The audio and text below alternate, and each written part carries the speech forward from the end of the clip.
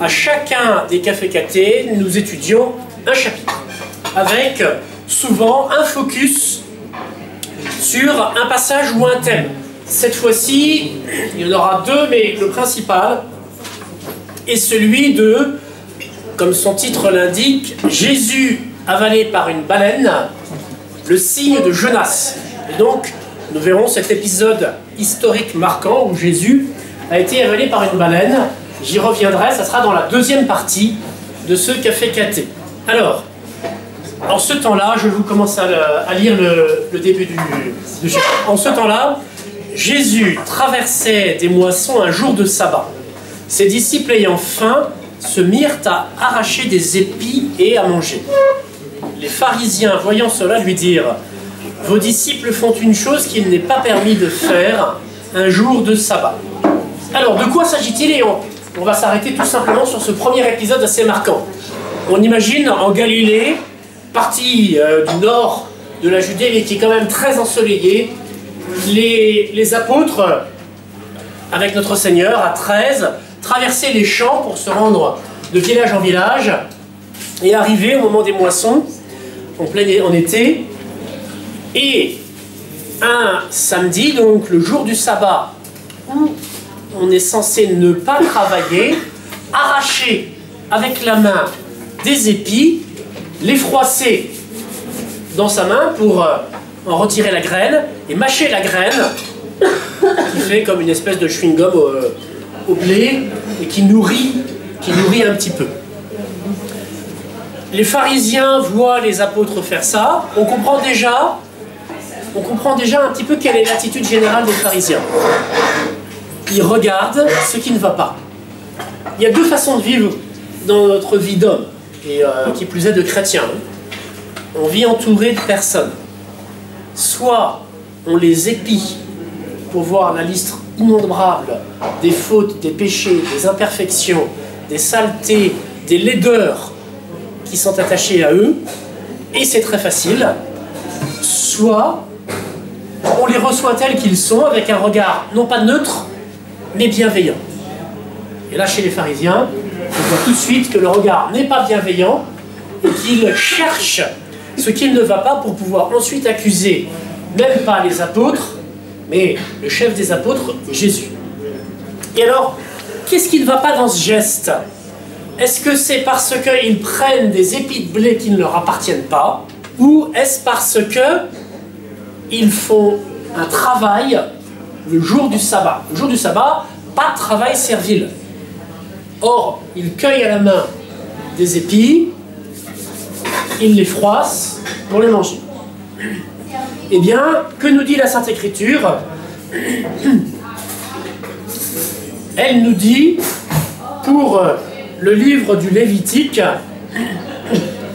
si tu traverses les moissons de ton prochain, pardon, tu pourras arracher des épis à la main, mais pas avec une faucille.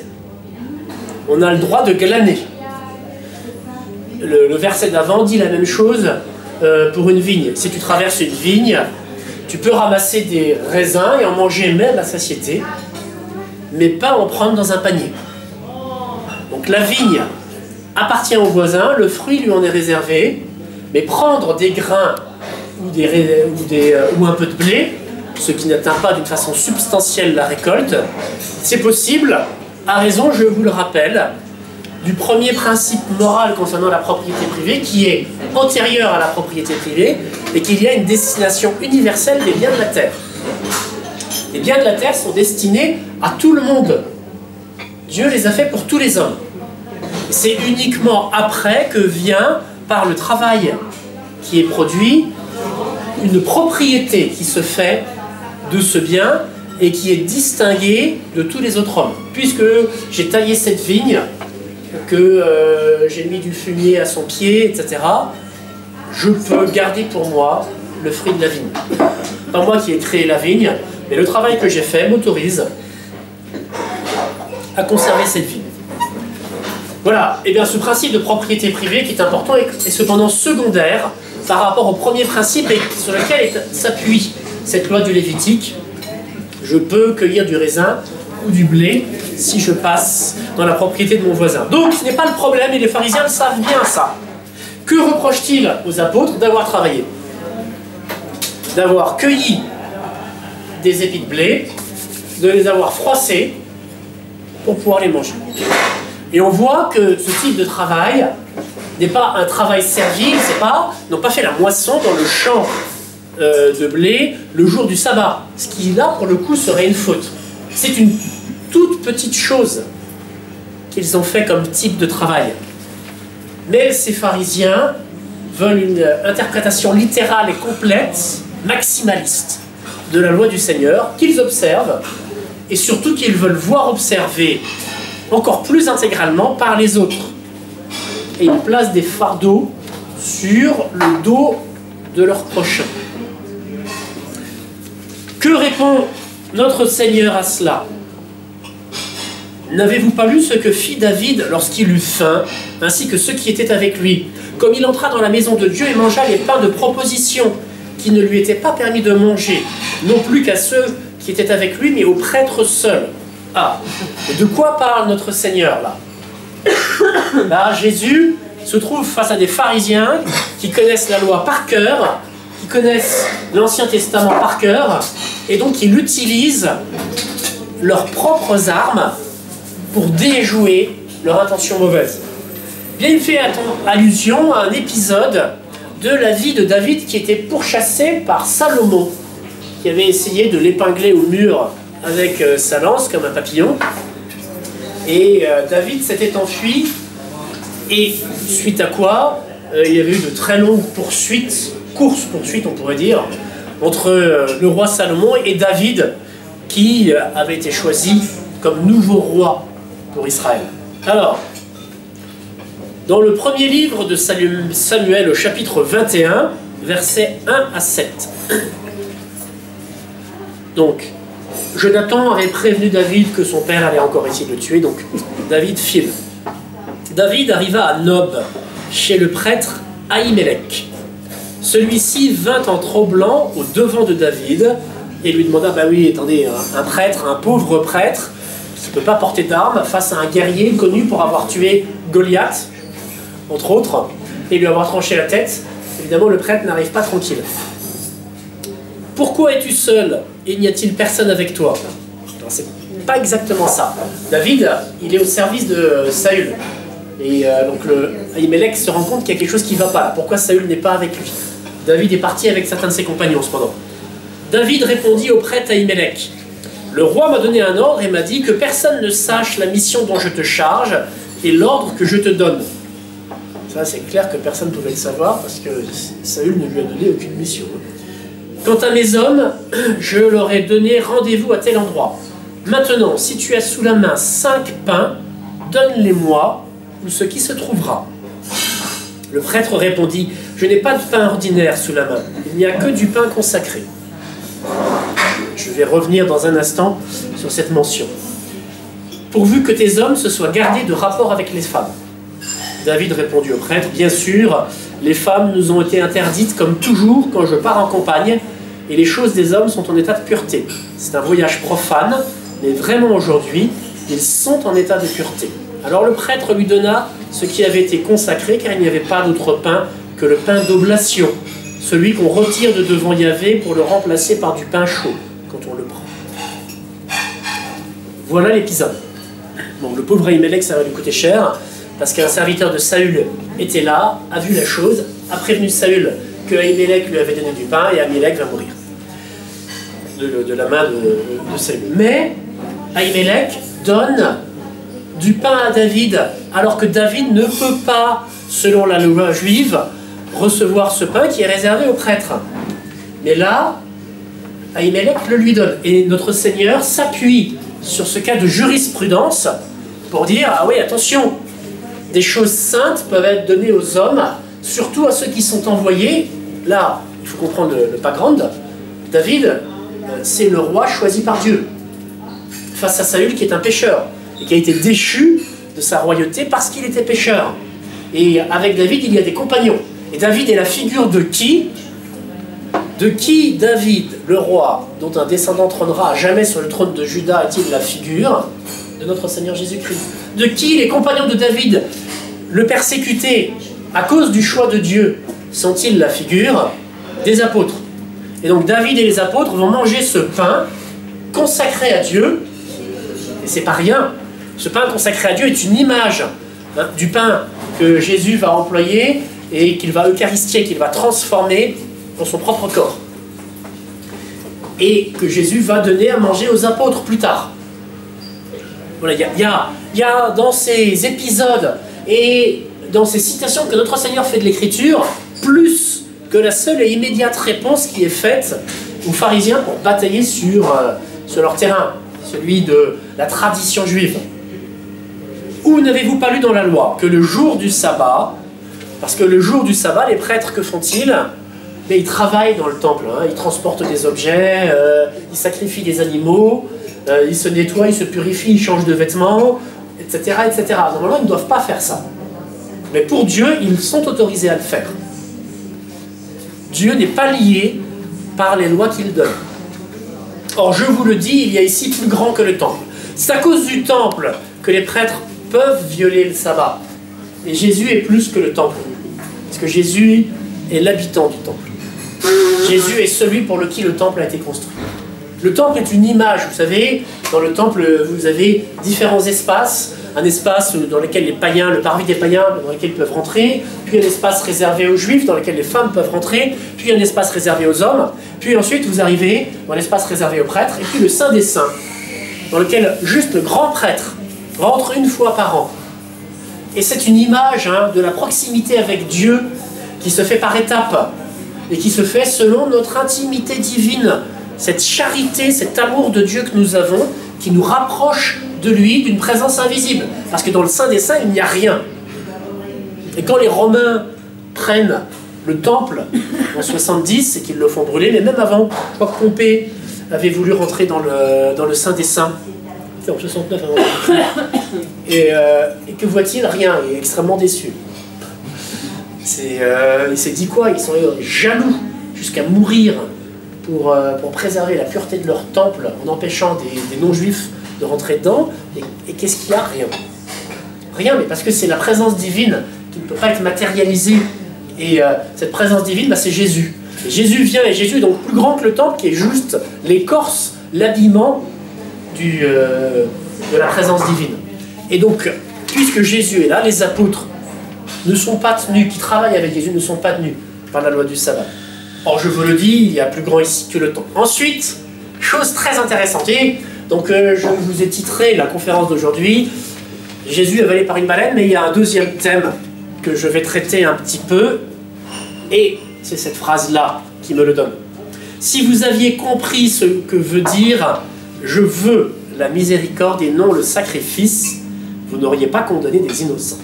Donc là, Jésus leur dit, les apôtres sont innocents, et il a dit quelque chose de très très très très important juste auparavant.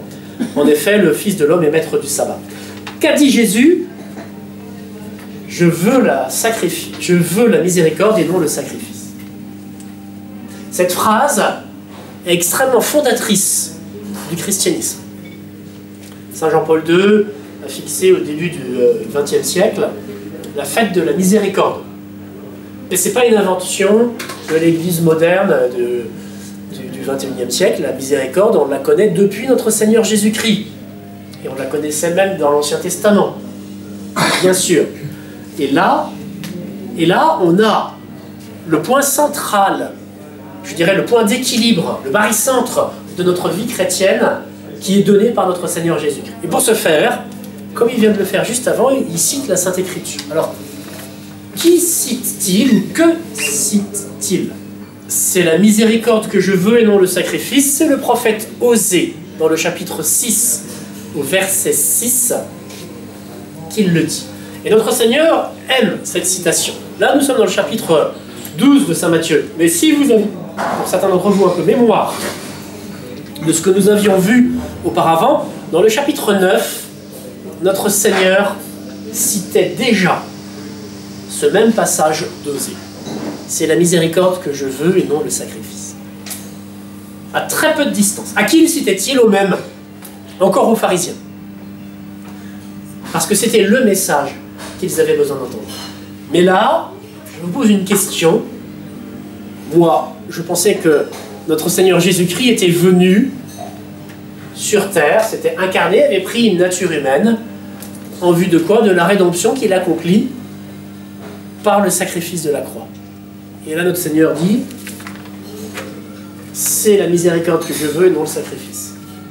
Et il le dit en citant Osée, qui est inspiré par le Saint-Esprit. Alors, que veut notre Seigneur? La miséricorde ou le sacrifice? Et nous-mêmes, nous savons bien que nous en sommes dans une époque où le christianisme, un peu adultéré et modéré, ne consent plus que difficilement à convaincre ses participants à vivre un esprit de sacrifice. Qu'est-ce que je suis prêt à sacrifier pour mon Dieu? Pas grand-chose, à vrai dire. Est-ce qu'il faut que je sacrifie quelque chose à mon Dieu? Mais non. C'est l'esprit du monde qui, pour une part, est rentré dans nos mentalités de chrétiens.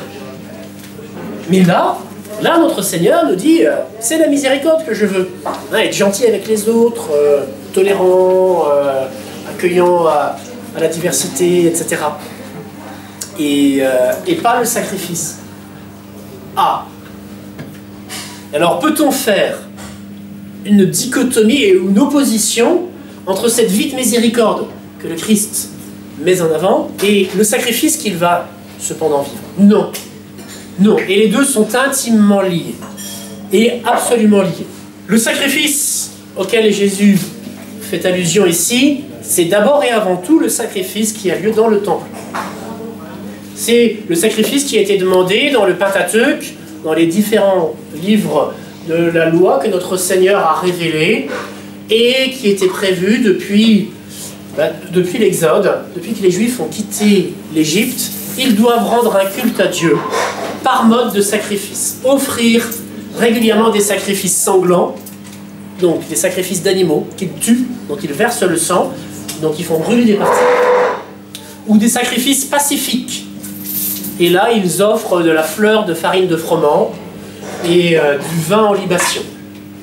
Et ces deux sacrifices, les sacrifices sanglants et les sacrifices pacifiques, sont demandés par Dieu en préparation et en image de l'unique sacrifice que Dieu voulait mettre en œuvre et que Dieu agrée complètement, qui est le sacrifice de Jésus sur la croix. Reprenons ces deux types de sacrifices. Le sacrifice sanglant.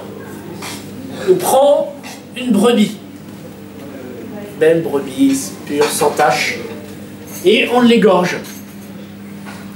Et ensuite, on en tire les meilleures parties. Alors, ça dépend des époques. Hein. Pour les Juifs, la graisse. La graisse appartient au Seigneur parce que c'est la meilleure partie de la brebis. On la fait fumer sur l'autel de Dieu. Mais on prend cette brebis, d'autres animaux aussi, hein, des taureaux, boucs et autres. Mais pour le sacrifice que doivent faire les fidèles eux-mêmes, s'ils n'ont pas de quoi se payer une brebis, un couple de tourterelles. C'est ce que Saint Joseph et la Vierge Marie vont faire au moment de la présentation de notre Seigneur au temple et de la purification de la Sainte Vierge. Ils ne sont pas assez riches pour se payer une brebis. Mais cette brebis est l'image de quoi? Elle est l'image de notre Seigneur qui se sacrifie pour son peuple. C'est cette image que va reprendre d'une voix forte Saint Jean-Baptiste en voyant arriver son cousin et en disant « Voici l'agneau de Dieu ». Voici, et qu'est-ce que veut dire ça, l'agneau de Dieu? Pourquoi cette opposition entre agneau et Dieu? L'agneau de Dieu, c'est l'agneau qui est fait pour Dieu. C'est donc l'agneau du sacrifice qui est offert à Dieu. Et quand Saint Jean-Baptiste dit « Voici l'agneau de Dieu », il dit bien « Celui-ci, c'est celui qui va être sacrifié à Dieu ». Voilà ce que dit Saint Jean-Baptiste. Pas autre chose. Quand à la messe, la liturgie nous fait répéter ces paroles de Saint Jean-Baptiste, « Ecce agnus Dei », voici l'agneau de Dieu. Eh bien, nous nous préparons à recevoir, et donc le fruit, la conséquence du sacrifice de notre Seigneur sur la croix. On ne peut manger le corps de notre Seigneur Jésus-Christ que parce qu'il a été immolé sur l'autel de la croix. Le fruit de la croix, nous le savons tous, c'est la grâce. Toutes les grâces que nous recevons et qu'ont reçues tous les hommes pendant, avant et après la mort de notre Seigneur Jésus-Christ sont tirées de la passion de notre Seigneur Jésus-Christ. Toutes les grâces et cette miséricorde divine qui fait que Dieu se penche sur notre misère pour l'effacer, pour nous élever, pour nous diviniser, pour nous rendre semblables à lui, donc pour nous élever à une seule source, c'est le sacrifice de Jésus sur la croix. La miséricorde de Dieu n'est possible que parce qu'il y a eu le sacrifice de Jésus. Et ce sacrifice était rendu présent d'une façon imagée dans l'Ancien Testament, mais devait céder le pas à l'unique sacrifice du Nouveau Testament. Et dans l'Ancien Testament, les Juifs s'attachaient trop à la lettre. Ça, Jésus va le dire aussi, Saint Paul le dira. Et à une application immédiate, sans voir ce que Dieu les préparait à recevoir du fait de cette multiplication des sacrifices. Les Juifs ne devaient donc pas se suffire d'offrir un animal pour ne pas avoir à vivre de la loi divine dans leur cœur et de la loi de miséricorde. En se disant, ok, c'est bon, j'ai donné mon agneau, les prêtres l'ont égorgé, on fait fumer sa graisse, plus rien à faire. C'est exactement la façon dont vivent les pharisiens. Cet œil mauvais qui guette ce qu'il y a de mauvais chez l'autre parce qu'il y a une connaturalité entre l'œil et le mal de l'autre. Voilà ce que sont les pharisiens. Pourquoi ont-ils tant de facilité à voir ce qui ne va pas chez les autres? Parce que leur œil est mauvais. Et leur œil est mauvais parce que leur cœur est mauvais. Et leur cœur est mauvais parce qu'ils se suffisent des pratiques extérieures qui ne sont pas mauvaises, mais qui doivent suivre le culte intérieur. Sans culte intérieur, le culte extérieur ne vaut rien, et c'est ce que Jésus dit à cet instant. Alors, je vais vous lire le chapitre 10, versets 5 à 7 de l'Épître aux Hébreux. C'est pourquoi, en entrant dans le monde, le Christ a dit « Tu n'as voulu ni sacrifice, ni oblation, mais tu m'as façonné un corps. Tu n'as agréé ni holocauste, ni sacrifice pour les péchés. Alors j'ai dit, voici que je viens, car c'est de moi qu'il est question dans le rouleau du livre, pour faire, ô Dieu, ta volonté. » Jésus dit, en citant en fait le psaume 40, donc l'auteur de l'Épître aux Hébreux exprime le culte sacerdotal rendu par le Christ, vraiment sublime, l'Épître aux Hébreux, qui nous présente véritablement cette nature du sacerdoce du Christ et du sacerdoce tel qu'elle peut se trouver de façon participée chez les prêtres de l'Église. Et là, donc, en se basant sur ce psaume 40, il redit ça. Tu n'as voulu ni sacrifice ni oblation. Les animaux n'étaient qu'une figure. Ce que Dieu voulait, ce n'était pas ces animaux. Dieu dit aussi, pareil, dans l'Ancien Testament, je n'ai pas faim, pas soif du sang des taureaux. Et si j'avais, j'aurais pas besoin de te le dire. Alors j'ai dit, voici que je viens, car c'est de moi qu'il est question dans le rouleau du livre. Le rouleau du livre, le livre en question, c'est le Pentateuque, c'est le livre avec un grand L, le rouleau parce que c'était le mode que les sémites de cette époque avaient d'avoir des livres enroulés, et non pas sous la forme de feuillets, c'est assez postérieur, les feuillets, pour faire, ô Dieu, ta volonté. Quel est le sacrifice que le Christ vient faire? Il a reçu un corps de Dieu, et il vient pour faire la volonté de son Père, qui est quoi? Qu'il se sacrifie pour les hommes. Le sacrifice du Christ, c'est d'accomplir la volonté du Père plutôt que la sienne. Et vous le savez, il y a deux volontés en notre Seigneur Jésus-Christ, une volonté humaine, parce qu'il a une nature humaine, et une volonté divine, parce qu'il a une nature divine. Et sa volonté humaine craint, comme chacun d'entre nous, craint la souffrance, la mort. Et Jésus, au Jardin des Oliviers, va dire, s'il est possible que ce calice soit écarté. Mais ta volonté, pas la mienne. Voilà la réponse. Et là, c'est bien présenté par l'auteur de l'Épître aux Hébreux. L'obéissance vaut mieux que le sacrifice, bien sûr, mais l'obéissance pousse au sacrifice.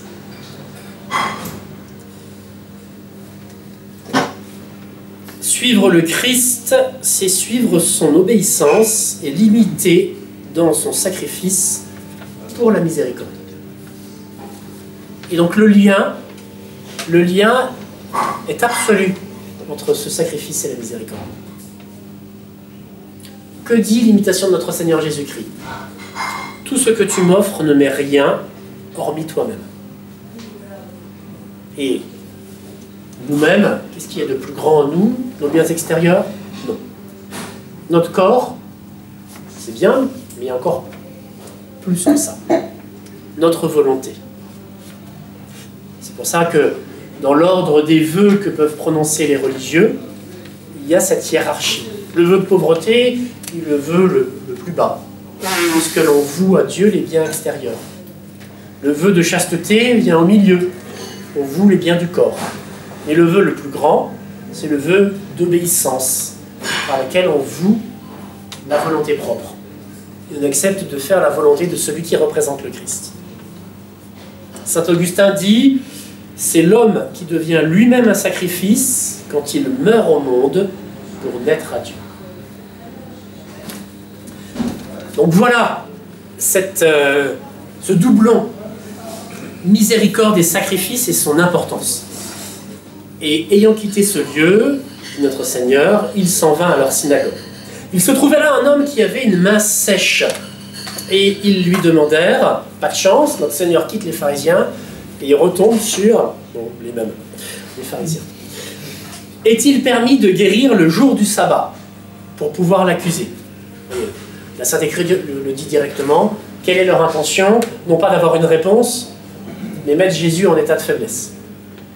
Il leur dit, quel sera celui d'entre vous qui, n'ayant qu'une brebis, si elle tombe dans une fosse le jour de sabbat, ne la prendra pour la retirer?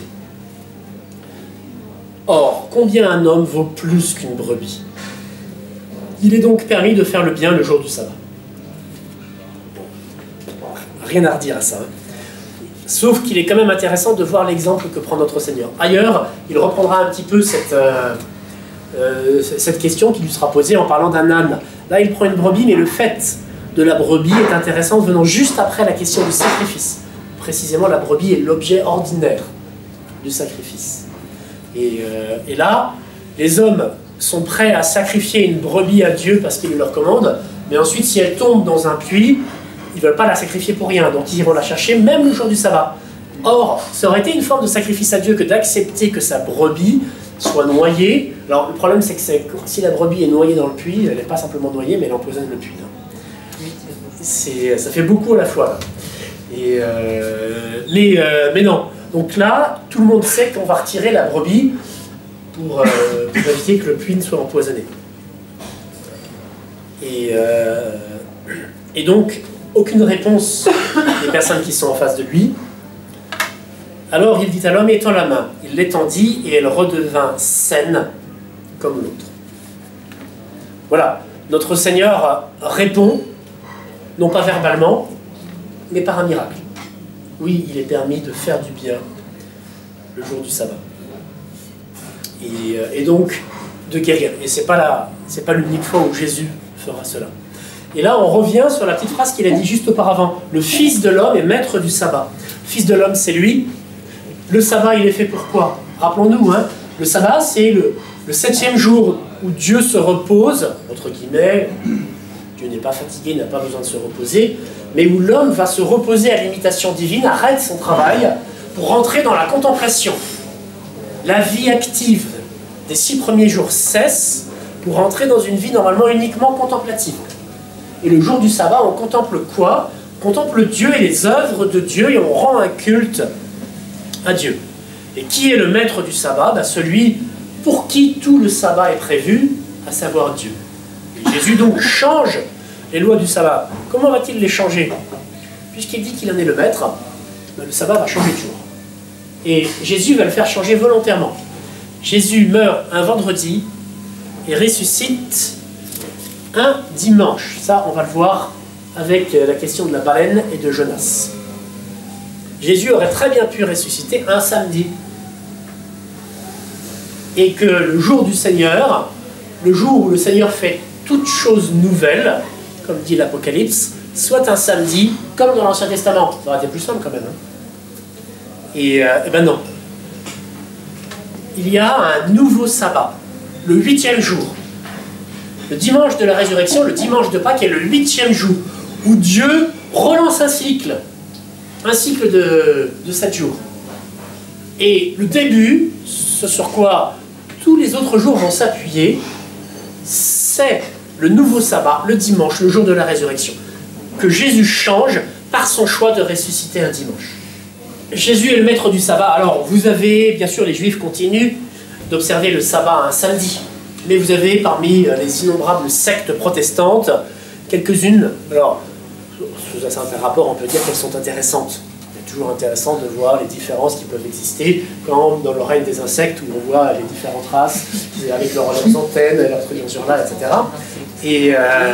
Et les différences qui peuvent exister entre les groupes de protestants, certains disent, eh bien, nulle part il est écrit dans le Nouveau Testament qu'il faut transférer le jour du sabbat le dimanche, donc la loi ancienne est toujours valide, donc il faut faire le sabbat le samedi et célébrer la messe, enfin, pardon, pas la messe, célébrer le culte du Seigneur le samedi.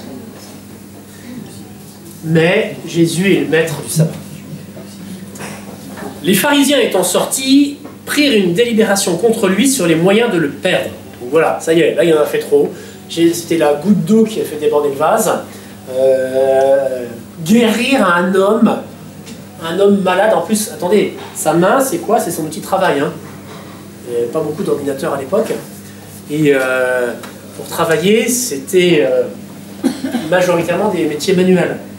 Et donc, une main, je crois que c'est chez Saint-Marc qu'on dit que c'était sa main droite.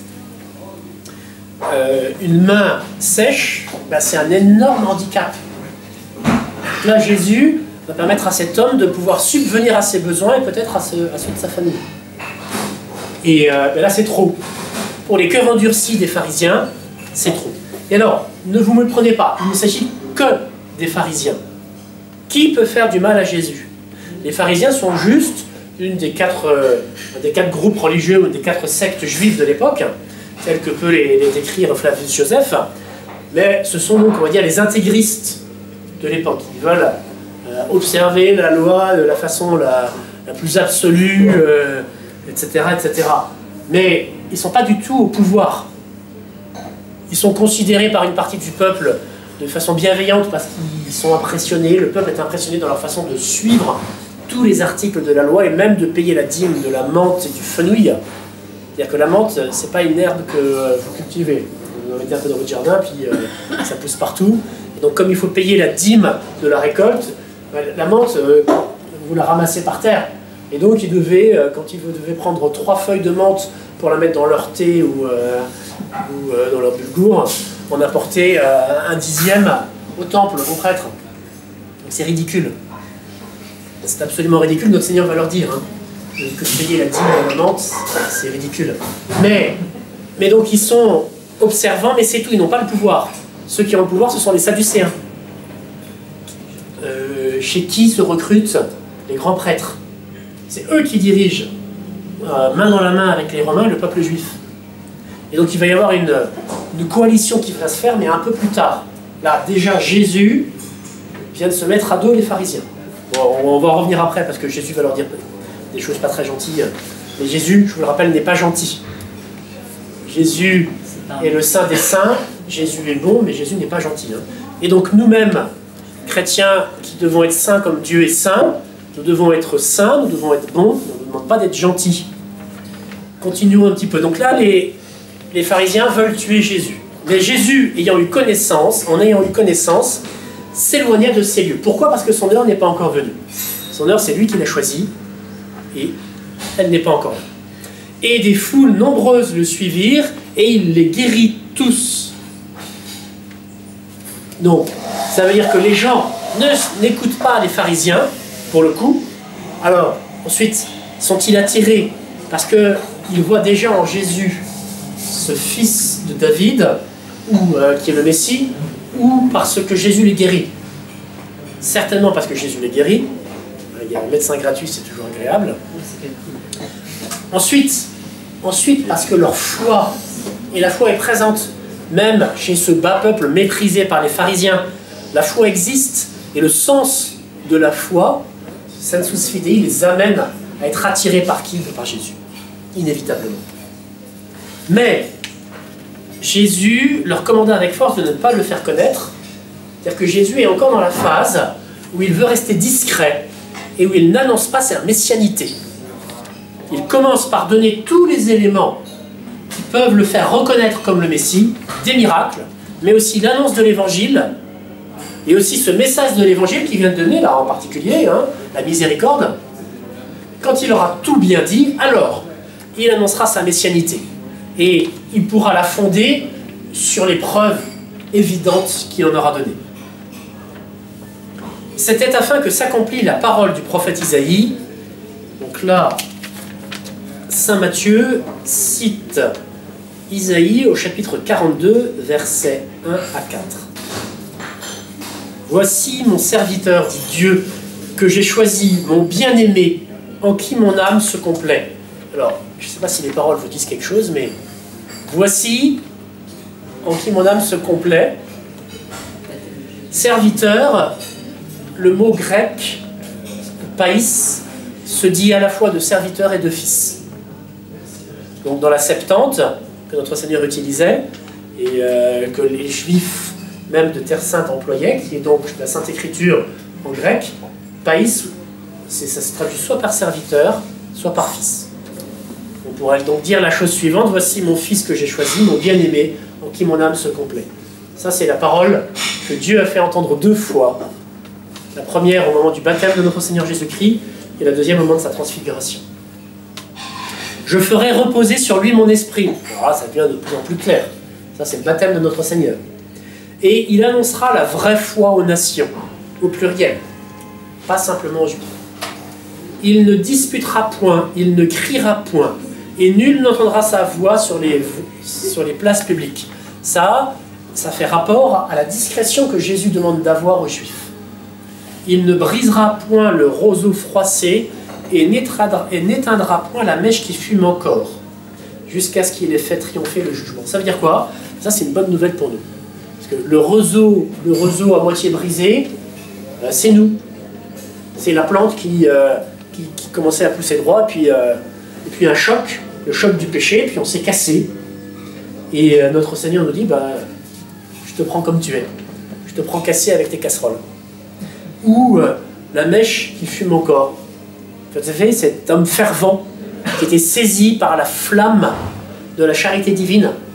Et puis, cette flamme est partie, pour telle ou telle raison, souvent un péché. Mais la mèche fume encore. Et que dit Jésus? Moi, ça me suffit pour le moment. Jusqu'à l'heure du jugement, ça me suffit, et je m'approcherai de ces personnes. Je n'éteindrai point la mèche qui fume encore. Jusqu'à ce qu'il ait fait triompher le jugement. Et là, le jugement, c'est une référence aux deux jugements. Le jugement personnel de chacun d'entre nous, à notre mort, et le jugement dernier. En son nom, les nations mettront leur espérance. Donc ça, c'est tout Isaïe, l'annonce que l'évangile va être annoncé à tous les peuples. Fils de l'homme, ça vient de Daniel. C'est le prophète Daniel qui l'emploie. Et fils de l'homme, pour faire comprendre que Jésus est à la fois homme, et Jésus se fera appeler aussi comme fils de Dieu. Et pour bien préparer les esprits à cette immense surprise que le Messie n'est pas simplement un homme, mais aussi Dieu. Et que Dieu a pris une nature humaine. Les deux sont également surprenantes. On lui amena alors un possédé aveugle et muet. Alors le pauvre homme, à la fois possédé par le démon, aveugle et muet. La vie, pour certains, n'est pas facile. Et il le guérit de sorte que le muet parlait et voyait. Alors c'est intéressant parce que saint Matthieu ne dit pas ce que Jésus a fait exactement. Est-ce que Jésus a fait sortir le démon? Et alors le démon avait rendu muet et aveugle l'homme qui a été guéri? Parce que ça, c'est déjà arrivé. Il y avait une femme courbée en deux depuis des années et dont Jésus a fait sortir un démon, et elle s'est redressée. Et il y avait un malade décrit comme un épileptique qui se jetait dans le feu, mais dont l'Écriture dit que le démon le faisait se jeter dans le feu, et que Jésus va guérir. En fait, on voit régulièrement cette coïncidence entre des maladies, soit physiques, soit psychologiques, et la présence du démon. Qu'est-ce à dire? Le démon se cache. C'est sa tactique favorite, et il se cache parfois derrière des maladies pour ne pas être vu et pour ne pas être expulsé. Là, saint Matthieu ne précise pas.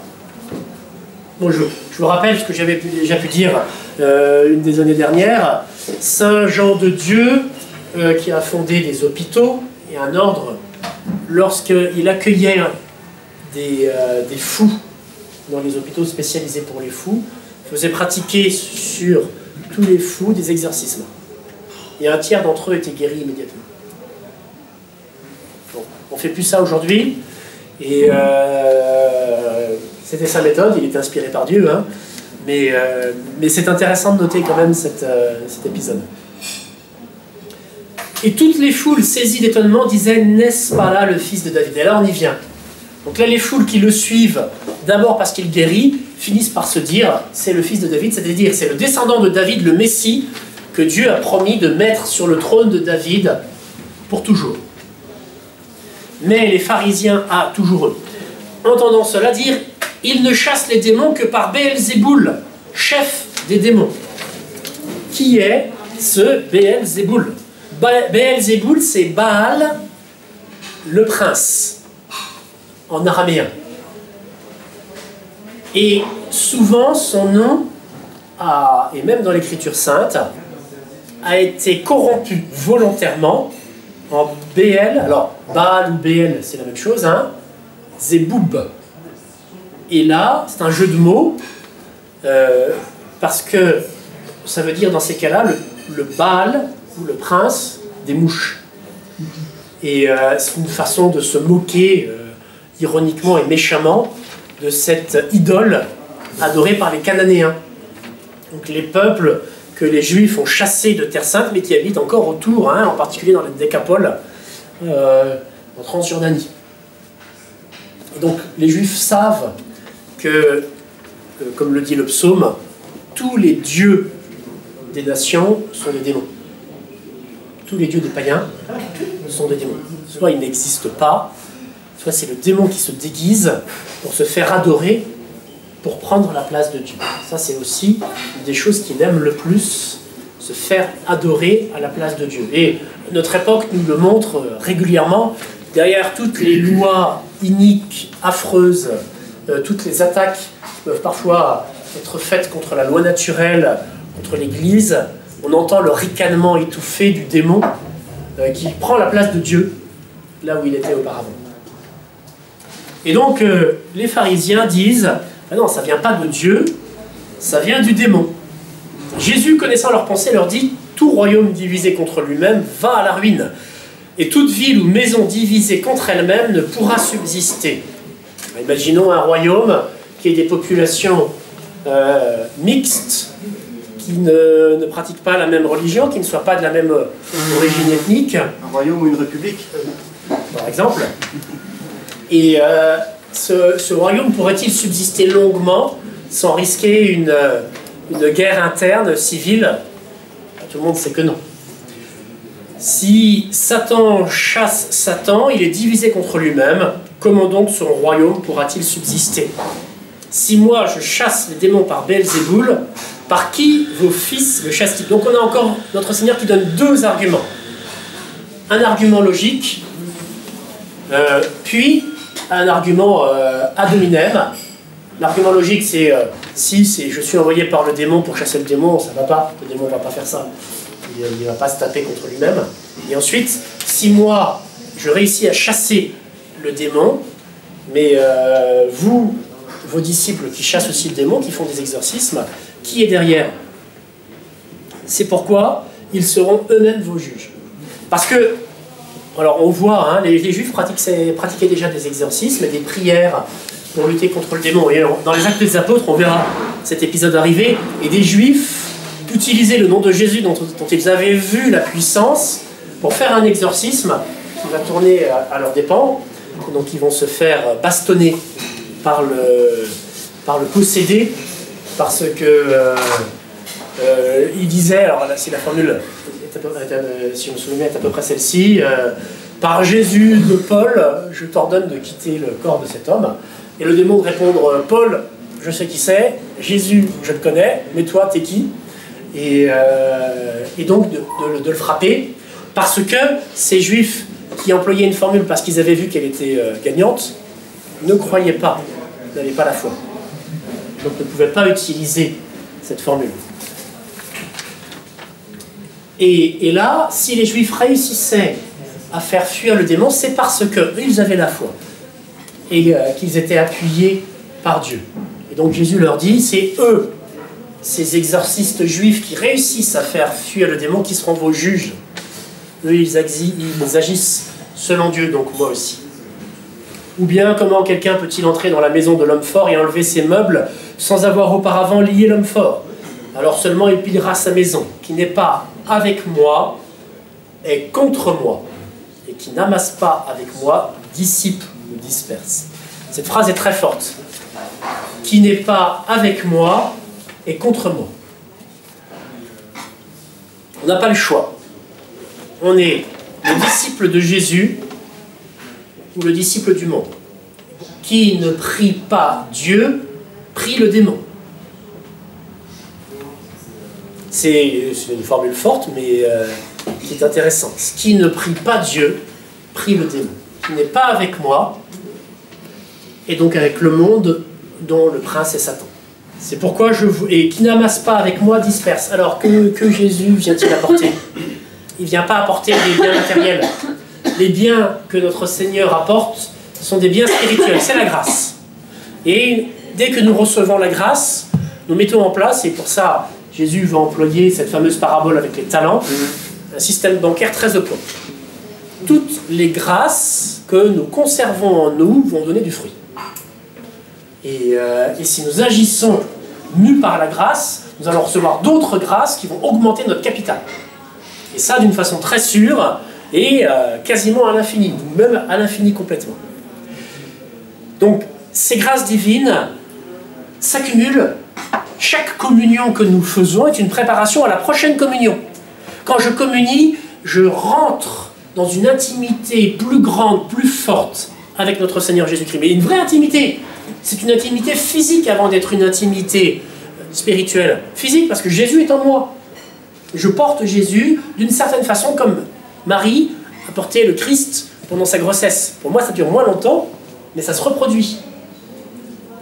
Donc il y a cette intimité physique d'abord, et puis cette intimité ensuite spirituelle. Jésus est en moi, il m'accompagne. Je vis collé au Christ. Et les biens qui vont être dissipés ou dispersés, eh bien, ce sont les biens extérieurs. Et souvent nous le voyons, ces biens, nous les avons soit pour eux-mêmes, bon, ça c'est le cas de l'avare, qui veut des biens parce que ça le rassure, ou celui qui les cherche pour l'honneur, ou celui qui le recherche pour les plaisirs. En vue de quoi? Quelle est la finalité ultime de ces biens que nous voulons amasser? Et ces biens sont dissipés. On sait tous que notre linceul n'aura pas de poche et qu'on n'amènera rien au ciel, si ce n'est les grâces que nous avons reçues sur terre. Et que ces biens, notre Seigneur nous en prévient, sont un vrai danger pour notre vie spirituelle. Malheur aux riches, dit saint Jacques, que notre Seigneur nous dit qu'il est plus facile à un chameau de passer par le trou d'une aiguille qu'à un riche de rentrer dans le royaume des cieux. Donc ces biens sont dangereux. C'est pourquoi je vous dis, tout péché, tout blasphème sera remis aux hommes. Alors, qui aura, je saute la demi-phrase qui suit. Qui aura parlé contre le Fils de l'homme? Pour qui aura parlé contre le Fils de l'homme, il y aura rémission. Donc, que dit Jésus? Il évoque le régime sacramentel actuel. Tous les péchés que nous faisons, nous pouvons en demander pardon à Dieu. Tous, absolument tous. Si j'égorge mon épouse parce qu'elle m'a apporté une purée pas assez salée, alors que c'est la 5e fois que je lui demande de mettre un peu plus de sel dans la purée, et du gruyère, s'il vous plaît, et bien même ça, ça pourra m'être pardonné par notre Seigneur Jésus. Si je le regrette, bien sûr. Tous les péchés, notre Seigneur veut les manger pour les porter avec lui sur la croix. Tous, et les détruire de la sorte. Mais, il y a une catégorie de péchés qu'il ne pourra pas porter avec lui sur la croix et nous en obtenir le pardon. Mais le blasphème contre l'Esprit ne sera pas remis. Qui aura parlé contre l'Esprit Saint, il n'y aura pas de rémission ni dans ce siècle, ni dans le siècle à venir. Alors le péché contre l'Esprit, quel est-il? C'est une question qui a beaucoup travaillé les théologiens, les spirituels, les mystiques. Et je n'entends pas vous donner une réponse facile. Enfin si, par contre. Je n'entends pas vous en donner une réponse longue et compliquée en examinant tout ce qui a pu être dit. Je vais vous en donner une réponse très facile. Parce que le seul péché qu'on peut concevoir que Dieu ne puisse pas pardonner, c'est le péché que nous ne voulons pas voir pardonner. Le péché pour lequel nous ne demandons pas pardon. Le péché, en fait, qui nous fait bloquer l'action de l'Esprit Saint en nous. C'est ça le péché contre l'Esprit Saint. Est-ce que Dieu est capable de nous donner une contrition, puisque la contrition vient de Dieu, qui nous fasse regretter tous nos péchés? Oui. Mais si nous considérons que Dieu n'est pas capable, que notre péché est plus grand que Dieu, que nous sommes plus grands que Dieu, que nos péchés qui sont nos enfants, nos petits-enfants qui ne viennent que de nous, hein, nos actes bons, ils sont nés d'un couple, de moi et de Dieu. Mes péchés, ils ne viennent que de moi. Et si je considère que mes péchés sont plus grands que Dieu, que je suis plus grand que Dieu par mes péchés, alors certes, je mets en place un bouclier qui empêche l'action de Dieu. Je dis à Dieu, tu ne peux rien faire pour moi, je suis plus grand que toi, par mon mal. On dit à Dieu, ton bien et ta miséricorde qui peuvent être opérées par l'action du Saint-Esprit qui va toucher mon cœur et me donner le regret, est inférieur à mon mal qui est plus grand que toi. Et voyez, le blasphème, et c'est le mot qu'emploie Jésus, le blasphème que c'est mon mal est plus grand que ton bien. Alors, c'est une situation dans laquelle on se trouve que rarement. Hein. J'imagine, j'essaye de vous la décrire pour que vous la compreniez, mais j'imagine que vous ne l'avez pas expérimenté. La plupart du temps, on a un saint dans l'ordre dominicain qui a vendu son âme au diable, Yann Eurogile, et qui a été béatifié. Hein. Et on a tout dans l'ordre dominicain. C'est une vaste famille, c'est comme dans la Légion étrangère. On trouve toutes les compétences, toutes les qualités, toutes les horreurs, toutes les misères. On a aussi Saint Antoine, qui est un moine apostat qui s'est converti à l'islam, qui s'est marié en Tunisie. Il a réussi à faire sa vie à vous, il est mal un peu. Et ensuite, qui s'est converti sur place, qui a renié l'islam, qui s'est fait décapiter, et qui a donné sa vie en rachat, en sacrifice, en rachat de ses péchés passés.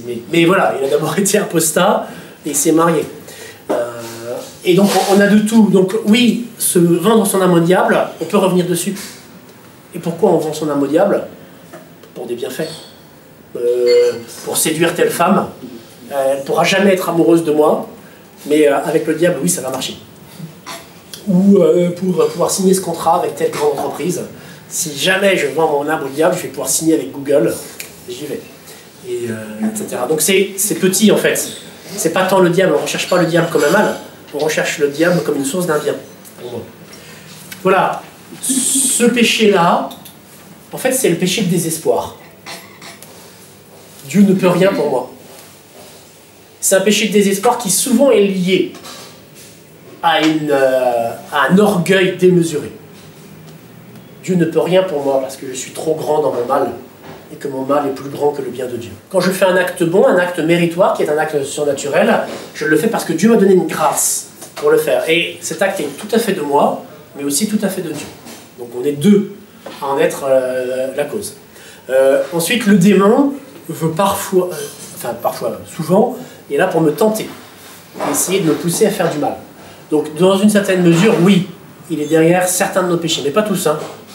On est suffisamment fort pour faire des péchés sans le démon. On n'a pas besoin de lui. Hein. Ça, je pense pareil, vous regardez un petit peu dans votre expérience personnelle, et vous réaliserez que vous n'avez pas besoin de la tentation du démon pour pécher. Mais parfois, oui, le démon est derrière. C'est lui qui nous a mis le pied à l'étrier pour nous lancer dans le péché. Sauf que, un péché, c'est quoi? Je rappelle les 3 conditions qui font qu'un acte est un péché. Il faut que la chose soit mauvaise, l'objet soit mauvais, il faut que je sois libre, et il faut que je sache que c'est mal. Il faut que je sois libre, ça veut dire que c'est moi qui le fais. Je peux être influencé. Une influence n'est pas une diminution de ma liberté. Hein. Une influence, je l'accepte. C'est un acte de liberté que de subir ou de choisir une influence. Et donc l'influence du démon ne diminue pas la liberté de l'acte pécamineux, le péché que je pose. C'est tout mon acte, même si le démon est derrière, il a une part cependant à cet acte.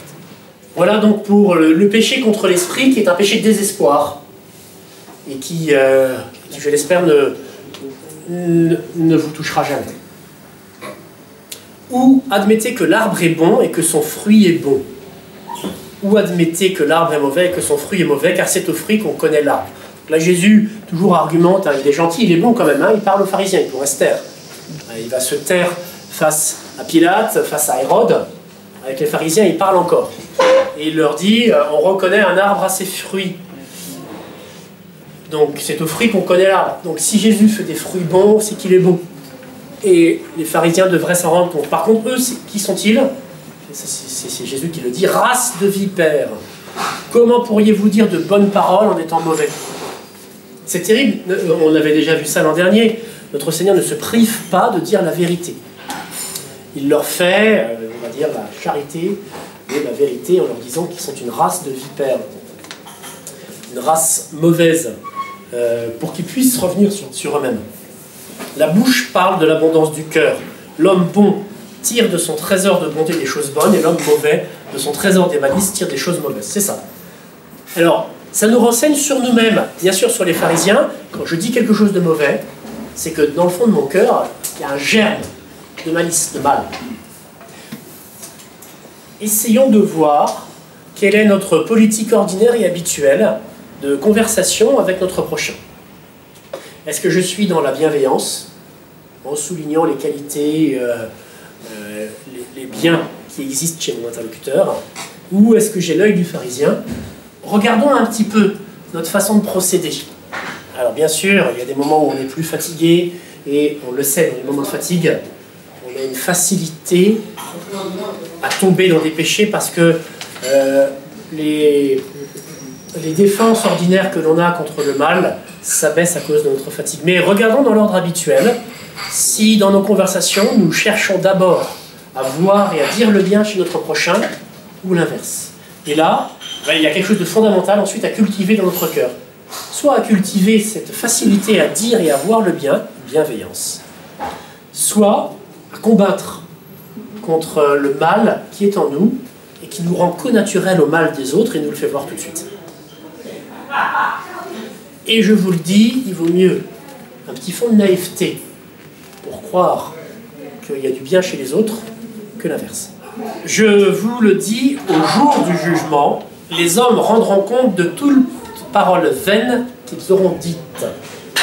Toutes nos paroles, tous nos actes, toutes nos paroles seront jugées par notre Seigneur. Toutes nos paroles mauvaises, eh bien nous devrons en rendre compte. De chacune d'entre elles, et on parle beaucoup. C'est en effet d'après tes paroles que tu seras déclaré juste, et d'après tes paroles que tu seras condamné. Voilà. Donc, en plus de la bienveillance, je vous invite à peut-être essayer d'avoir un débit un peu moins prononcé au niveau des paroles. C'est toujours mieux. On est sûr de dire moins de bêtises et que le jour du jugement soit plus court que autrement. Quelques-uns des scribes. Alors là, on voit arriver une nouvelle catégorie. Quelques-uns des scribes et des pharisiens prirent la parole et dirent. Alors là, non seulement, jusqu'ici, Jésus avait sur le dos les pharisiens, mais maintenant il y a les scribes qui s'y rajoutent. Ce sont donc ceux qui sont capables d'écrire et de lire la Sainte Écriture. C'est des sages, on va dire, hein, qui ont une connaissance et normalement une sagesse plus grande. Normalement. Maître, nous voudrions voir un signe de vous. Et alors bon, là, c'est vraiment la race de vipère. Hein. C'est-à-dire que, oh maître, montrez-nous un signe pour que nous soyons touchés. Et on est toujours dans cette recherche du mal. Cette parole veut dire quoi? Tous les signes que Jésus a fait auparavant, il a guéri un possédé qui était aveugle et muet. Je ne sais pas ce qu'il leur faut comme signe. Signe, ça veut dire miracle. Hein. Je ne sais pas ce qu'il leur faut, mais enfin, moi, ça me suffit. La prochaine fois que je verrai un aveugle, muet, possédé, guéri, je me dirai, waouh, le Seigneur est intervenu là tout de suite. Et eux, ils leur disent, non, faites-nous juste un signe. C'est quoi? C'est une façon de nier que tous les miracles antérieurs de notre Seigneur aient été des miracles. D'abord, ils ont commencé par dire, c'est par Satan que tu fais ces miracles, et maintenant ils les nient. C'est vraiment une race de vipères, quoi. Il leur répondit, et alors voilà, on arrive au titre de notre conférence d'aujourd'hui. Cette génération mauvaise et adultère réclame un signe, il ne lui sera donné d'autre signe que le signe du prophète Jonas. Car de même que Jonas fut 3 jours et 3 nuits dans le ventre du poisson, ainsi le Fils de l'homme sera dans le sein de la terre 3 jours et 3 nuits. Les hommes de Ninive se dresseront au jour du jugement avec cette génération et la feront condamner, car ils ont fait pénitence à la prédication de Jonas. Et il y a ici plus que Jonas. Alors, qui est ce fameux Jonas? Bien, Jonas est un des prophètes de l'Ancien Testament et un prophète écrivain. Dans l'Ancien Testament, vous avez 2 catégories de prophètes. Les prophètes qui sont cités, qui sont nommés, qui interviennent dans la vie du peuple de Dieu, et puis ceux qui interviennent, mais en plus écrivent un livre ou sur lesquels est écrit un livre. Et là, on est dans la catégorie des prophètes écrivains. Un livre est écrit sur le prophète Jonas. Et comme vous êtes présents captifs, que vous ne pouvez difficilement vous enfuir car je vous vois tous, je vais vous lire dans l'intégralité le livre de Jonas. Allez. C'est que ça? Bon, en fait, c'est pas compliqué parce que ça fait ça. Hein. Ça fait une page et demie. La parole de Yahvé. Alors, Jonas, c'est un... Vous connaissez tous l'histoire de Jonas et de la baleine, bien sûr. Je vous la relis pour que vous ayez tous les éléments là. Mais bon, voilà, la parole de Yahvé fut adressée à Jonas, fils d'Amital. Lève-toi, lui dit-il. Va à Ninive. Alors, Ninive, c'est une très très très ancienne ville qui porte un autre nom aujourd'hui qui s'appelle Mossoul. Va à Ninive, la grande ville, et annonce-leur que leur malice est montée jusqu'à moi.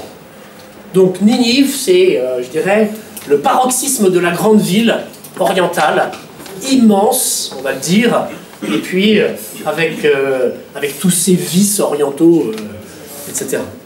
Jonas se mit en route. Ah ben, il est bien, Jonas. Mais pour fuir à Tarsis, donc dans les îles, loin du bon Dieu, loin de Yahvé, en effet. Il descendit à Jopé et trouva un vaisseau à destination de Tarsis. Il paya son passage et s'embarqua pour se rendre avec eux à Tarsis, loin de Yahvé.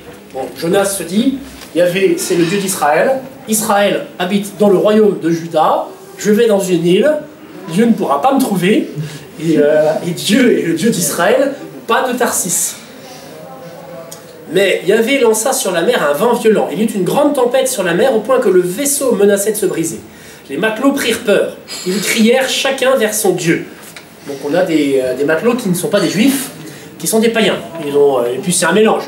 Exactement la même chose qu'aujourd'hui. Si vous allez sur un cargo, vous allez avoir des Philippins, des Ukrainiens, le capitaine est ukrainien, les matelots de base voilà, sont philippins, vous avez un second qui vient de Côte d'Ivoire, et le steward qui est américain ou colombien, etc. Bon, là on est dans le même cas, donc ils ont tous leurs dieux différents, et ils se mettent tous à prier leur Dieu. et pour s'alléger, jetèrent à la mer la cargaison. Jonas, cependant, était descendu au fond du bateau. Il s'était couché et dormait profondément. Est-ce que ça vous rappelle quelque chose? Jésus au fond de la barque. Jésus au fond. De qui Jonas, alors malgré toutes les méchancetés que je vais dire, je vous ai dit qu'un chrétien ne devait pas être gentil, hein, vous avez bien noté, hein. Je m'autorise de cette petite phrase. Malgré toutes les méchancetés que je vais dire sur Jonas, Jonas est une figure sous un certain rapport de Jésus. Donc il est au fond du bateau. Tout le monde s'affole, jette la cargaison et tout, et lui, il dort. Le chef de l'équipage s'approcha de lui et lui dit « Qu'as-tu à dormir? Lève-toi, crie vers ton Dieu. Peut-être Dieu songera-t-il à nous et nous ne périrons pas. » Puis ils se dirent les uns aux autres « Tirons au sort pour savoir de qui de nous vient le mal. » Curieuse idée, mais bon, je veux dire, la superstition, quand on est dans des situations un peu difficiles, ça vient rapidement. Hein. Ils jetèrent les sorts et le sort tomba sur Jonas. Ah! Là, on voit que Dieu n'est pas avec Jonas. Ou alors l'inverse. En tout cas, Jonas est désigné, et en fait, c'est bien sa faute.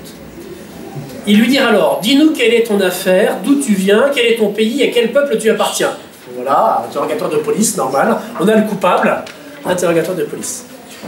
Il leur répondit, « Je suis hébreu, et c'est Yahvé que j'adore, le Dieu du ciel qui a fait la mer et la terre. » Les matelots furent saisis d'une grande crainte. Ben mince, le Dieu qui a fait la mer. Mauvaise idée de Jonas. Qu'as-tu fait là? Il savait en effet qu'il fuyait loin de Yahvé. Celui qui a fait la mer. Non mais c'est pas possible, on peut pas faire une boulette pareille quand on va sur un bateau. Ils lui demandèrent, que te ferons-nous pour que la mer s'apaise pour nous? Car la mer se soulevait de plus en plus. Il leur répondit, prenez-moi et jetez-moi à la mer, et la mer s'apaisera pour vous, car je le sais, c'est à cause de moi que cette violente tempête vous assaille. Que font les matelots? Est-ce qu'ils jettent Jonas? Non. Les matelots ramèrent pour gagner le rivage. Ils ne veulent pas jeter Jonas. Ils trouvent ça méchant, ils trouvent ça inutile, cruel. Mais en vain, car la mer se soulevait de plus en plus. La mer créée par Yahvé se soulevait de plus en plus contre eux. Alors ils implorèrent Yahvé et dirent, là Jonas, il n'a rien fait, hein. Il n'a pas commencé à prier, ni à faire quoi que ce soit avec Yahvé. Là, c'est les païens qui commencent à prier Yahvé. Ah, Yahvé, puissions-nous ne pas périr à cause de la vie de cet homme, et puisses-tu ne pas nous charger d'un sang innocent, car c'est toi, Yahvé, qui as agi selon ton bon plaisir. Ils disent, c'est la volonté de Dieu qui se manifeste. Magnifique prière. Et s'emparant de Jonas, ils le jetèrent à la mer. C'est Jonas qui leur a dit qu'il fallait faire ça. Et la mer apaisa sa fureur. Les hommes furent saisis d'une grande crainte de Yahvé. Ils offrirent un sacrifice à Yahvé et firent des vœux. Voilà, ils se convertissent. C'est pas beau, ça? C'était quoi le sacrifice? Et il ne le précise pas. Mais le sacrifice, en même temps, on l'a déjà eu. C'est Jonas jeté à la mer. C'est le sacrifice de la vie de celui qui est la figure de Jésus. Hein. Yahvé fut qu'il y eut un grand poisson pour engloutir Jonas. Jonas demeura dans les entrailles du poisson 3 jours et 3 nuits. Des entrailles du poisson, il pria enfin, il se mit à prier Yahvé. Il pria son Dieu et il dit, de la détresse où j'étais, j'ai crié vers Yahvé et il m'a répondu. Des entrailles du Sheol, j'ai crié, tu as entendu ma voix. Tu m'avais jeté dans l'abîme au sein de la mer, et le flot m'environnait. Toutes tes vagues et tes lames ont passé sur moi, et moi je me disais, je suis rejeté de devant tes yeux. Comment contemplerai-je encore ton saint temple? Les eaux m'avaient environné jusqu'à la gorge, l'abîme me cernait, l'algue était enroulée autour de ma tête à la racine des montagnes. J'étais descendu dans les pays souterrains vers les peuples d'autrefois. Mais de la fosse, tu as fait remonter ma vie, Yahvé mon Dieu. Tandis qu'en moi, mon âme défaillait, je me suis souvenu de Yahvé. Et ma prière est allée jusqu'à toi en ton saint temple. Ceux qui servent des vanités, c'est leur grâce qu'ils abandonnent. Moi, aux accents de la louange, je t'offrirai des victimes. Le vœu que j'ai fait, je l'accomplirai. De Yahvé vient le salut. C'est beau. Donc, en fait, ce sont des morceaux de psaumes que va citer Jonas et qu'il assemble pour faire sa prière personnelle. Et comme dans tous les psaumes, on a plusieurs parties, on en a 2. Il commence à dire tout ce qu'il a fait de mal, tout ce qui lui arrive de mal, et que maintenant il a confiance en Dieu, que Dieu va le sauver par sa prière. et que de Yahvé vient le salut. Ah, de Yahvé vient le salut. Qu'est-ce que ça veut dire Jésus déjà? Dieu sauve. Dieu sauve. Et là, on a encore cet aspect messianique qui ressort de la bouche de Jonas, qui est la figure du Christ. Yahvé parla au poisson qui vomit Jonas sur le rivage. 3 jours et 3 nuits dans le ventre du poisson. Eh bien, c'est ça que Jonas effectue comme signe marquant que Jésus va reprendre pour l'annonce de sa propre passion. Rappelons-nous, les scribes et les pharisiens ont demandé à Jésus un signe, un miracle. Et Jésus leur dit, il ne vous sera pas donné d'autre miracle maintenant que le signe de Jonas, à savoir que Jésus va être englouti par la terre comme Jonas a été englouti par le poisson pendant 3 jours et 3 nuits. Et qu'ensuite il sera vomi par la terre comme Jonas a été vomi par le poisson, vivant. Qu'est-ce qu'il y a de grand dans cette affaire de Jonas? Alors, le poisson, bien sûr, parce que s'il doit avaler Jonas, ça a été son grand poisson, mais que Jonas soit encore vivant au terme des 3 jours. Il n'a pas été digéré par le poisson. Il est vivant. De même que Jésus sort de la terre, 3 jours après y avoir été enterré, il devra être mort, mais il est vivant. Alors maintenant, la question des 3 jours et 3 nuits intervient. Et nécessairement, comme toujours dans le Nouveau Testament, il faut aller creuser dans l'Ancien Testament pour avoir les meilleures réponses possibles et se souvenir que Dieu a inspiré toute la Bible, pas simplement l'Évangile, mais aussi l'Ancien Testament, et que l'Ancien Testament est compris à la lumière du Nouveau et que le Nouveau est enrichi par la lumière de l'Ancien Testament. Ces 3 jours, on les a, par exemple, dans l'épisode de Joseph, vendu par ses frères en Égypte comme esclave, puis devenu Premier ministre, et qui fait arrêter ses frères parce qu'il a mis dans leur sac de blé qu'ils étaient venus chercher en Égypte, alors que c'était la famine de Terre Sainte, une coupe d'or, un calice. Un calice. Il met dans le blé qui va les sauver un calice. Tiens, c'est étrange comme image. Bien, enfin en tout cas, il met un calice, et quand il fait arrêter ses frères en leur disant « On a volé un calice dans ma chambre, est-ce que ce ne serait pas vous ?» Et on fouille les sacs, et là on retrouve dans le sac de Benjamin, le dernier, le préféré de son père, qui devait surtout revenir et pas rester. Et là, Joseph dit « Je le garde avec moi !» et donc terrible pour le cœur de son père, parce que c'est le petit dernier. Et Jésus attend 3 jours pour dire à ses frères qu'il est leur frère et qu'il va les sauver.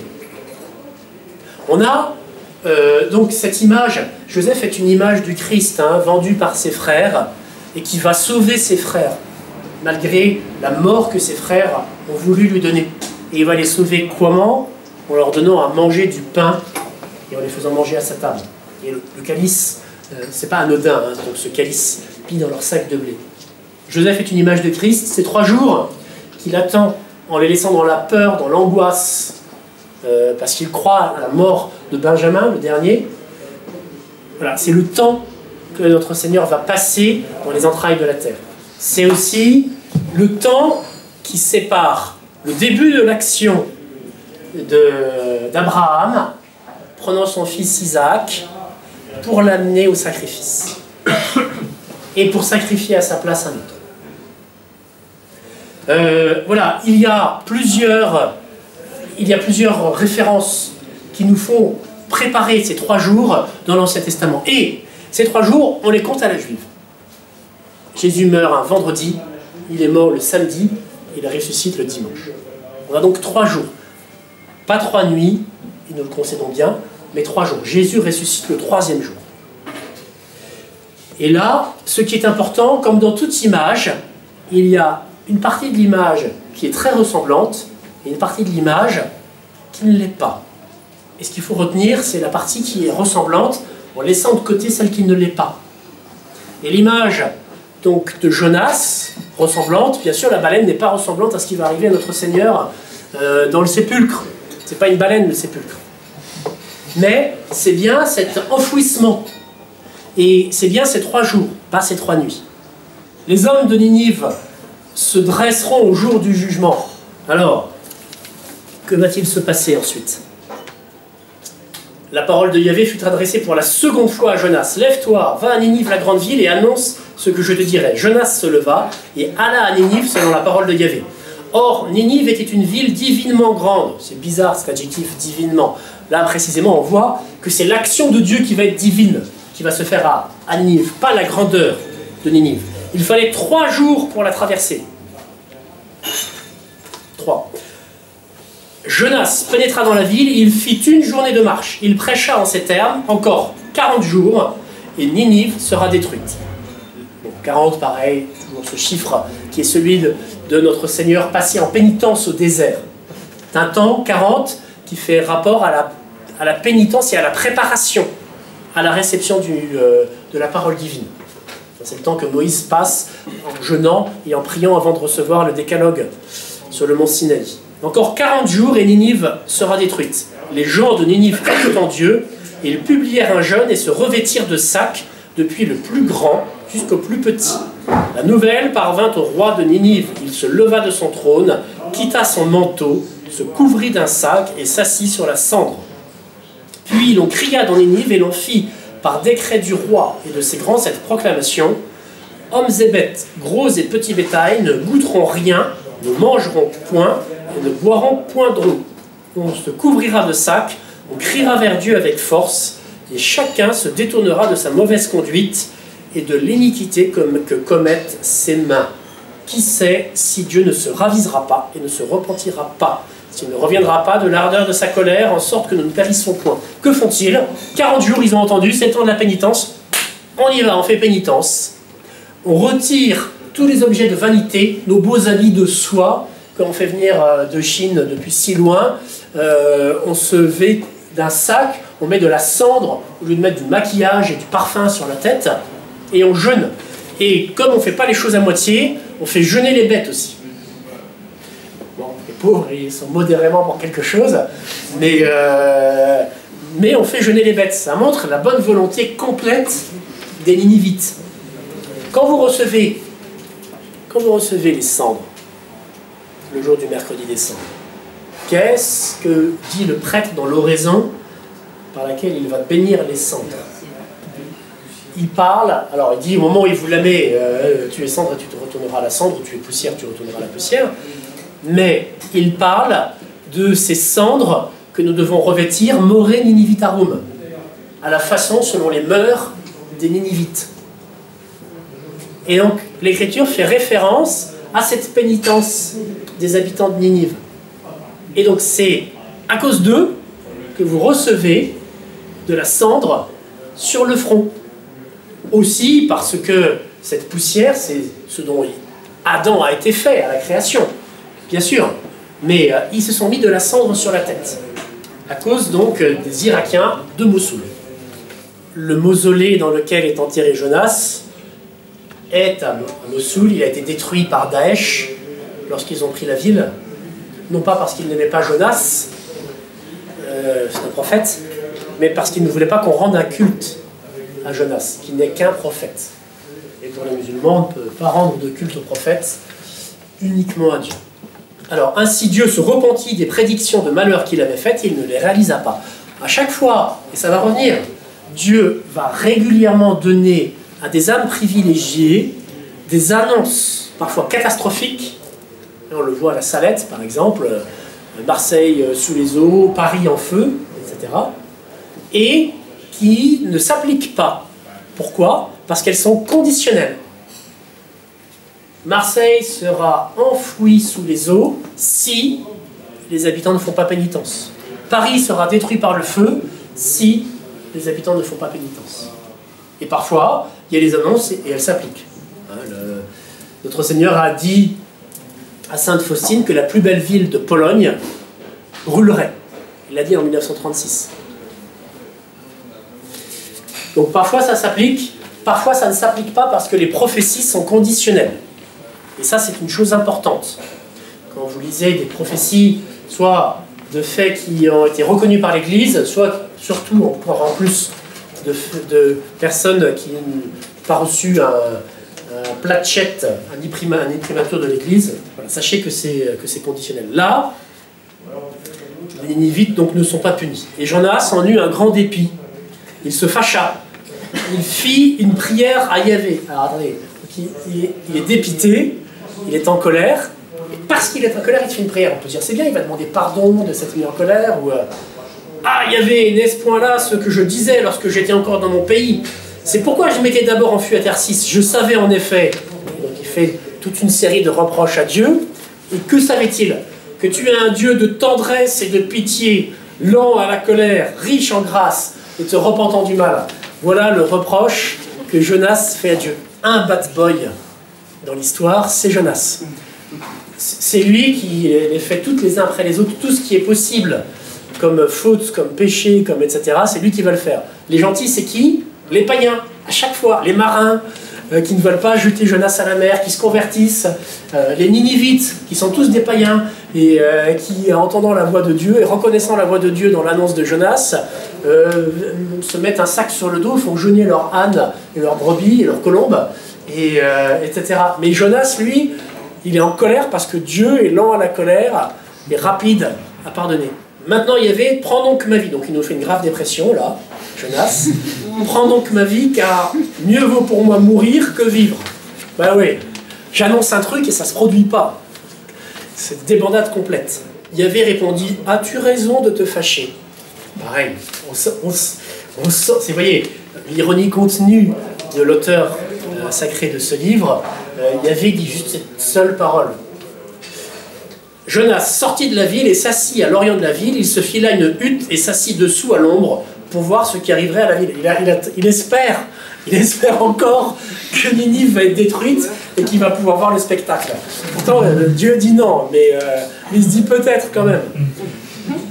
Alors, Dieu fit qu'il y eut un ricin qui grandit au-dessus de Jonas afin de donner de l'ombre à sa tête et de le délivrer ainsi de son mal. Et Jonas fut très content du ricin.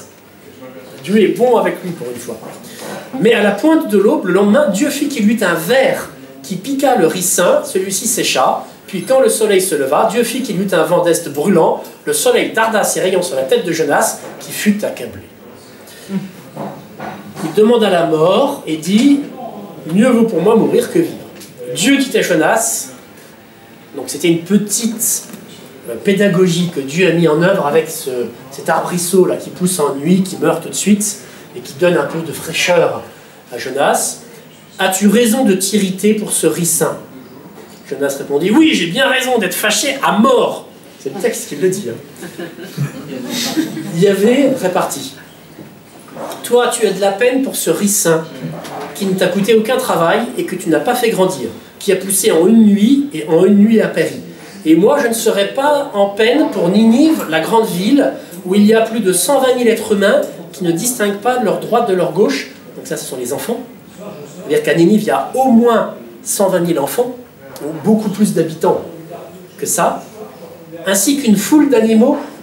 Ça, c'est pour les encycliques futures des papes qui nous rappellent, à juste titre, qu'il faut aimer la création tout entière, les animaux y compris, les ricins aussi d'ailleurs, mais en dessous des animaux.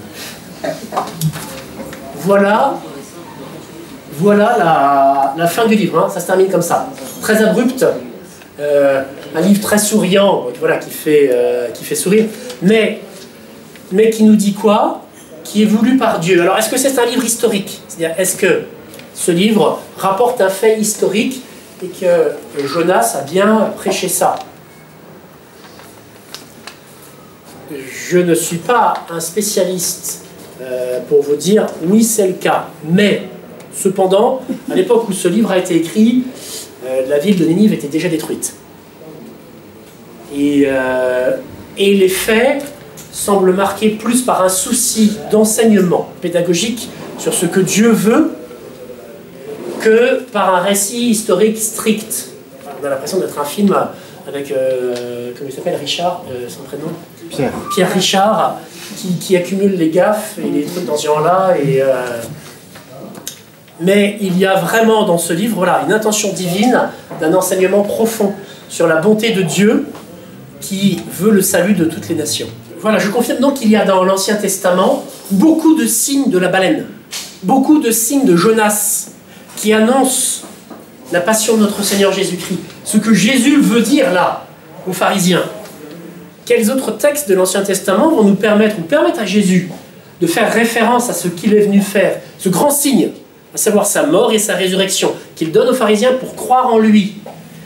Il y en a beaucoup, je vous lis, Isaïe 50, verset 6. Pas non, mais je ne dis pas oui non plus. Merci. Alors, quels autres textes de l'Ancien Testament vont nous permettre, ou permettre à Jésus de faire référence à ce qu'il est venu faire, ce grand signe, à savoir sa mort et sa résurrection, qu'il donne aux pharisiens pour croire en lui. Il y en a beaucoup, je vous lis, Isaïe 50, verset 6. J'ai tendu le dos à ceux qui me frappaient, les joues à ceux qui m'arrachaient la barbe. Si vous avez déjà vu le linceul de Turin, vous pouvez remarquer des zones de la moustache et de la barbe où elles ont été arrachées. Je n'ai pas soustrait ma face aux outrages et aux crachats. Qu'est-ce qui s'est passé dans le prétoire de Pilate? Exactement ça. Et pareil avec Caïphe. Le Seigneur me vient en aide, c'est pourquoi je ne ressens pas les outrages. C'est pourquoi j'ai rendu mon visage dur comme la pierre. J'ai su que je ne serais pas confondu. Celui qui m'acquittera est proche, qui oserait m'intenter un procès? Chapitre 53, un petit peu plus loin. Comme un surgeon, il a grandi devant nous, comme une racine en terre aride, sans beauté nous éclat, nous l'avons vu, et sans aimable apparence, objet de mépris et rebut de l'humanité, homme de douleur, connu de la souffrance, comme ceux devant qui on se voile la face. Il était méprisé et déconsidéré. Or, c'était nos souffrances qu'il supportait et nos douleurs dont il était accablé. Et nous autres, nous l'estimions châtié, frappé par Dieu et humilié. Il a été transpercé à cause de nos péchés, écrasé à cause de nos crimes. Le châtiment qui nous rend la paix est sur lui. Et c'est grâce à ses plaies que nous sommes guéris. C'est frappant. C'est, je pense, le livre de l'Ancien Testament le plus frappant qui évoque la passion de notre Seigneur Jésus-Christ. Ça continue, hein, je ne vais pas tout vous lire. Comme une brebis devant les tondeurs, comme une brebis muette n'ouvrant pas la bouche. On lui a dévolu sa sépulture au milieu des impies et son tombeau avec les riches. C'est le tombeau de Joseph d'Arimathie, qui était un riche pharisien dans lequel notre Seigneur a été mis. S'il offre sa vie en expiation, il verra une postérité, il prolongera ses jours. Après les épreuves de son âme, il verra la lumière. Par ses souffrances, mon serviteur justifiera des multitudes en s'accablant lui-même de leurs fautes. Je vous lis Zacharie, chapitre 12, verset 9. En ce jour-là, j'entreprendrai de détruire toutes les nations qui viendront contre Jérusalem, mais je répandrai sur la maison de David et sur l'habitant de Jérusalem un esprit de bienveillance et de supplication. Ils regarderont vers celui qu'ils ont transpercé. Ils feront sur lui la lamentation, comme on l'a fait pour un fils unique. Et ils le pleureront comme on pleure un premier-né.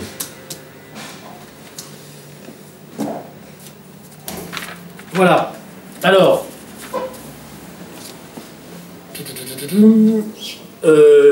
elle est venue, pas non, mais je ne dis pas oui non plus. Merci. Alors, quels autres textes de l'Ancien Testament vont nous permettre, ou permettre à Jésus de faire référence à ce qu'il est venu faire, ce grand signe, à savoir sa mort et sa résurrection, qu'il donne aux pharisiens pour croire en lui? Il y en a beaucoup, je vous lis, Isaïe 50, verset 6. J'ai tendu le dos à ceux qui me frappaient, les joues à ceux qui m'arrachaient la barbe. Si vous avez déjà vu le linceul de Turin, vous pouvez remarquer des zones de la moustache et de la barbe où elles ont été arrachées. Je n'ai pas soustrait ma face aux outrages et aux crachats. Qu'est-ce qui s'est passé dans le prétoire de Pilate? Exactement ça. Et pareil avec Caïphe. Le Seigneur me vient en aide, c'est pourquoi je ne ressens pas les outrages. C'est pourquoi j'ai rendu mon visage dur comme la pierre. J'ai su que je ne serais pas confondu. Celui qui m'acquittera est proche, qui oserait m'intenter un procès? Chapitre 53, un petit peu plus loin. Comme un surgeon, il a grandi devant nous, comme une racine en terre aride, sans beauté nous éclat, nous l'avons vu, et sans aimable apparence, objet de mépris et rebut de l'humanité, homme de douleur, connu de la souffrance, comme ceux devant qui on se voile la face. Il était méprisé et déconsidéré. Or, c'était nos souffrances qu'il supportait et nos douleurs dont il était accablé. Et nous autres, nous l'estimions châtié, frappé par Dieu et humilié. Il a été transpercé à cause de nos péchés, écrasé à cause de nos crimes. Le châtiment qui nous rend la paix est sur lui. Et c'est grâce à ses plaies que nous sommes guéris. C'est frappant. C'est, je pense, le livre de l'Ancien Testament le plus frappant qui évoque la passion de notre Seigneur Jésus-Christ. Ça continue, je ne vais pas tout vous lire.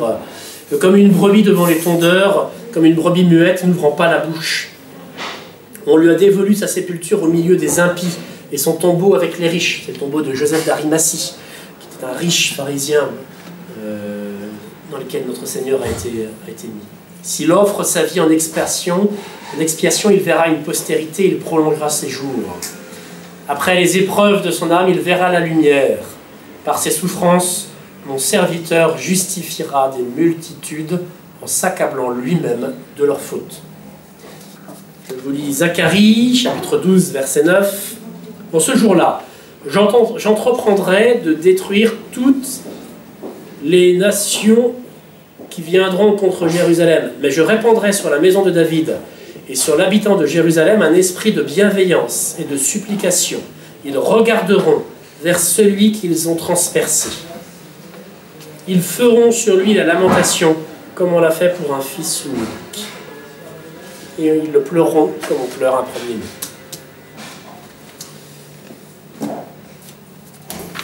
Voilà. Alors,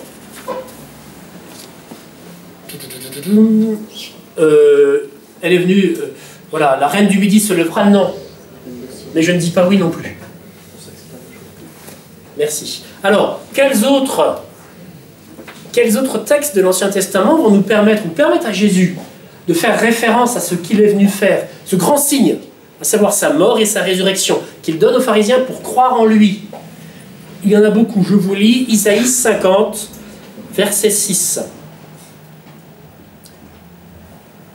J'ai tendu le dos à ceux qui me frappaient, les joues à ceux qui m'arrachaient la barbe. Si vous avez déjà vu le linceul de Turin, vous pouvez remarquer des zones de la moustache et de la barbe où elles ont été arrachées. Je n'ai pas soustrait ma face aux outrages et aux crachats. Qu'est-ce qui s'est passé dans le prétoire de Pilate? Exactement ça. Et pareil avec Caïphe. Le Seigneur me vient en aide, c'est pourquoi je ne ressens pas les outrages. C'est pourquoi j'ai rendu mon visage dur comme la pierre. J'ai su que je ne serais pas confondu. Celui qui m'acquittera est proche, qui oserait m'intenter un procès? Chapitre 53, un petit peu plus loin. Pas non. Mais je ne dis pas oui non plus. Merci. Alors, quels autres textes de l'Ancien Testament vont nous permettre, ou permettent à Jésus de faire référence à ce qu'il est venu faire, ce grand signe, à savoir sa mort et sa résurrection, qu'il donne aux pharisiens pour croire en lui? Il y en a beaucoup. Je vous lis Isaïe 50, verset 6. J'ai tendu le dos à ceux qui me frappaient, les joues à ceux qui m'arrachaient la barbe. Si vous avez déjà vu le linceul de Turin, vous pouvez remarquer des zones de la moustache et de la barbe où elles ont été arrachées. Je n'ai pas soustrait ma face aux outrages et aux crachats. Qu'est-ce qui s'est passé dans le prétoire de Pilate? Exactement ça. Et pareil avec Caïphe. Le Seigneur me vient en aide, c'est pourquoi je ne ressens pas les outrages. C'est pourquoi j'ai rendu mon visage dur comme la pierre. J'ai su que je ne serais pas confondu. Celui qui m'acquittera est proche, qui oserait m'intenter un procès? Chapitre 53, un petit peu plus loin. Comme un surgeon, il a grandi devant nous, comme une racine en terre aride, sans beauté nous éclat, nous l'avons vu, et sans aimable apparence, objet de mépris et rebut. Pas non, mais je ne dis pas oui non plus. Pas non, mais je ne dis pas oui non plus.